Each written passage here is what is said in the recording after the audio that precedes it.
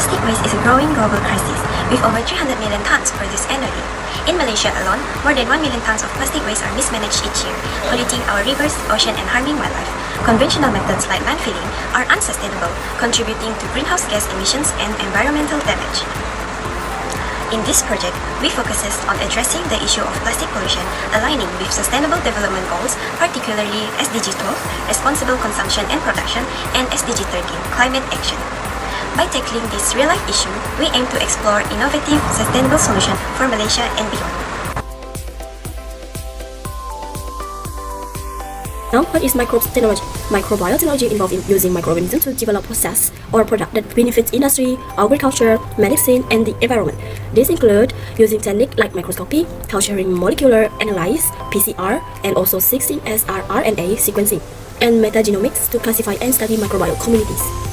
So now, what is the key points that influence microbial technology applications? Firstly, environmental sustainability. Microbes play a critical role in addressing climate change, pollution, and waste management through bioremediation. For example, Pseudomonas bacillus, and also carbon capture, cyanobacteria, and composting bacillus. So for SDG alignment, we got SDG 13 and SDG 11. For SDG 13 is climate action. Microbes like Pseudomonas clean out pollution, and cyanobacteria capture carbon dioxide to reducing the greenhouse gases and combating climate change. For SDG 11 is sustainable sites and communities. Microbes help manage waste through composting and reduce methane emissions from landfills, promoting cleaner and more sustainable urban environments. These technologies reduce greenhouse gases, restore ecosystem, and promote sustainable urban development. Malaysia contains Department of Environment (DOE) to support microbial bioremediation for pollution control. Besides, Forest Research Institute Malaysia (FRIM) doing the research microbes in ecosystem restoration. This is our prototype, which is a bioreactor. This bioreactor helps in effective biodegradation process by providing a controlled environment that optimizes the growth and activity of microorganisms, enabling efficient biodegradation of plastic. This bioreactor provides a controlled environment by maintaining optimal conditions like temperature, pH level, and oxygen levels.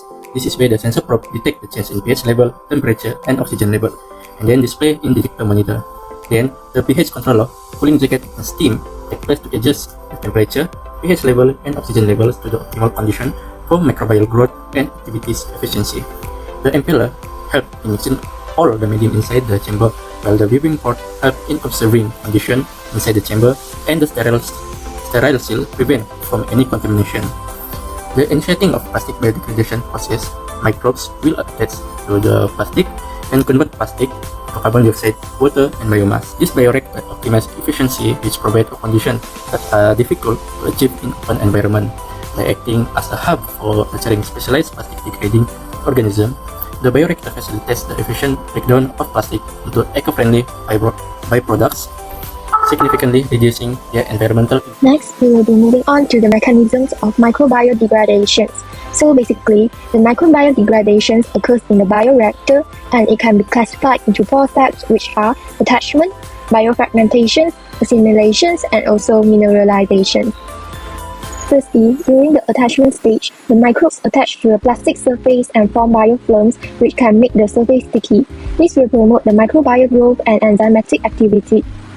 Next, during the biofragmentation stage, the enzymes like depolymerase and PETase will break down the polymer change into smaller molecules such as monomers, facilitating microbial uptake. Moving on to the third step, which is assimilation, the fragmented molecules are absorbed by the microbial cells and metabolized. Lastly, in the mineralization stage, there are 2 pathways, which are aerobic pathway and anaerobic pathway. Under the aerobic conditions, the monomers are converted into CO2 and H2O, while the anaerobic conditions will produce CH4. Synergistic enzymes will enhance the grade efficiency during these steps. By aligning with SDG 12, Responsible Consumption and Production, and SDG 13, Climate Action, this project aims to contribute to a cleaner environment and promote sustainable practices. Together, we can turn this challenge into an opportunity for innovation and positive change.